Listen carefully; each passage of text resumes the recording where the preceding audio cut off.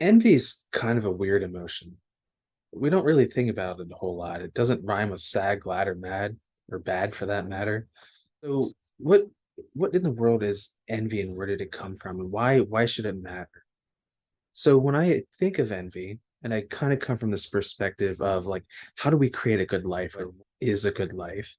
And this particular conversation came up because I was talking to a friend of mine who was asking about meaning, like what is the meaning of life? And then on to this conversation a moment later, he says something like comparison is the death of all joy or the killer of all joy, right? This famous old quote. And there's something really to this. And I've spent a lot of time in the past thinking and talking about the difference between envy and jealousy and why does that actually matter? So let's give this a go. What is the difference between envy and jealousy? So we often use them interchangeably, but there's a very kind of clean differentiation.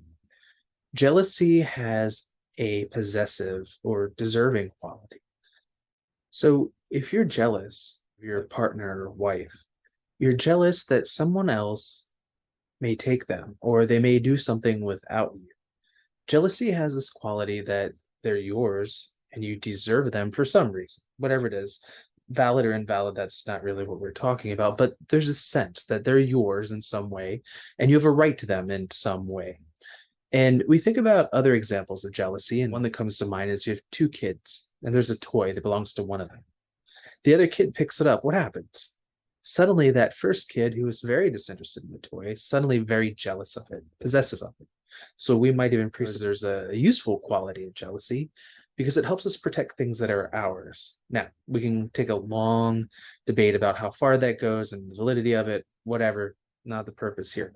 But if we slip over to envy, you're not envious that someone else would take your away, but you might be envious of their wife or their job or the amount of money that they have.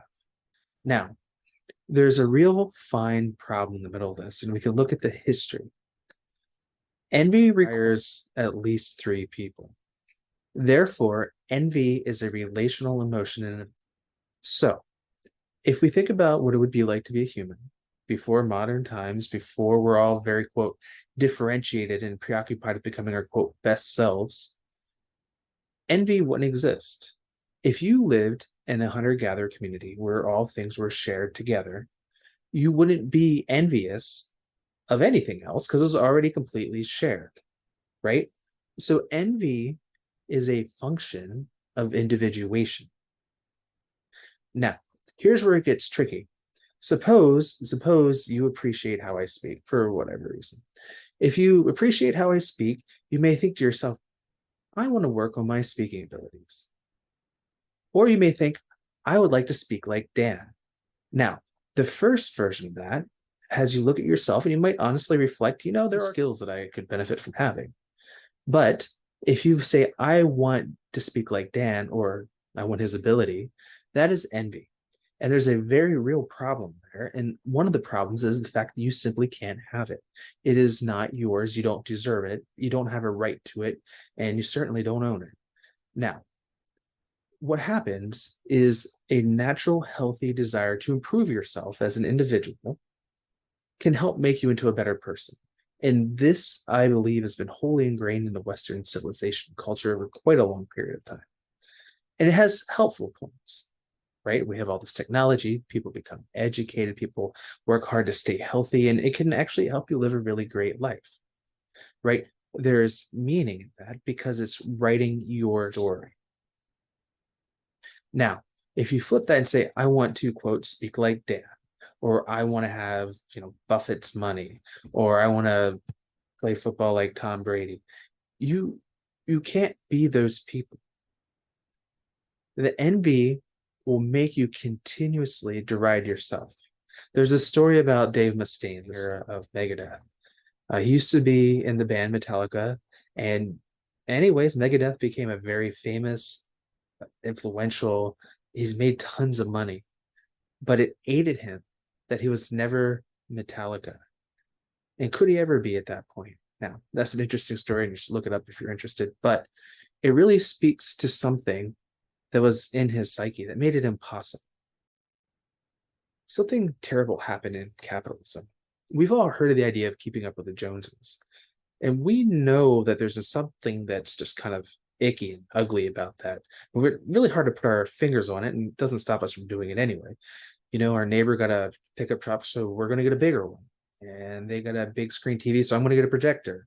And they got a tub, so I'm going to get a giant in-ground pool. And so, bring this conversation back to meaning again. What is the meaning of all this? Like, what does this story do? We often hear older folks who are kind of near their deathbed, and they'll say, I spent my whole life trying to have a big job and power and a big house and all these things. Then I get to the end of my life and I think those connections that matters, the relationships that matter, right? We might even remember, if you're a religious person, the book of Ecclesiastes, right? It's when this Old Testament wisdom book, there's this character, and he's called many names, but I use the name Koholeth. And anyways, he worked to try to live this powerful, amazing life through many different things. Many different things. He tried to have many wives. It sounds something like, what a 20-year-old guy might do. And he tried to have lots of money. Sounds like something a 30-year-old might do. And he tried to be very powerful. And he tried all these different ways to live a meaningful life. And he says, meaningless, meaningless, meaningless. Everything is meaningless. And he'll also say things like, eat, drink, and be merry. And that's what we have in this life. And so the reason I'm putting all this energy into talking about envy today is so that you take the time and really consider, what is the meaning of what you're doing for you? Where did that come from? I think one of the things that's really fascinating about envy is it kind of always takes you out of being present. You have to think about someone else, somewhere else, either about the past or the future. And it doesn't allow you to be present in this moment, to truly recognize the life that you have before you, to be able to experience it and taste it. If you have envy for another person's car, you don't get to enjoy your car. All you do is compare it. If you are envious about another person's lifestyle, you can't enjoy the quiet moments that you have, the hobbies that you have, the interests that you have. A personal example of this is my wife and I, we travel all the time. We're always on the road. We live in hotels, Airbnbs, and occasionally with family. We get the privilege of going to lots of places. And there are benefits to this, and I enjoy it to a certain degree. And there's also a certain degree of things that I miss out on. Ongoing connections, ongoing interactions, building new friends, you could say it that way. So people are often envious of the life my wife and I live. And indeed, there are good qualities of it. Now, here's the question. What parts of my life could they have? And have they done the things to get it? Or do they beat themselves up about what they don't have and compare it to what they don't have, when perhaps they could have some of it of their own, and to make it work for them in their own way?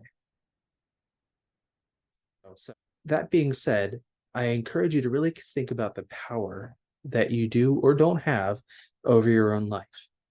And one of the great pieces of wisdom that has really helped me in my life is the recognition of, I have power and I can utilize that power to help myself.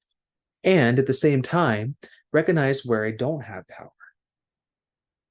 And where I don't have power, don't try to exert power over it.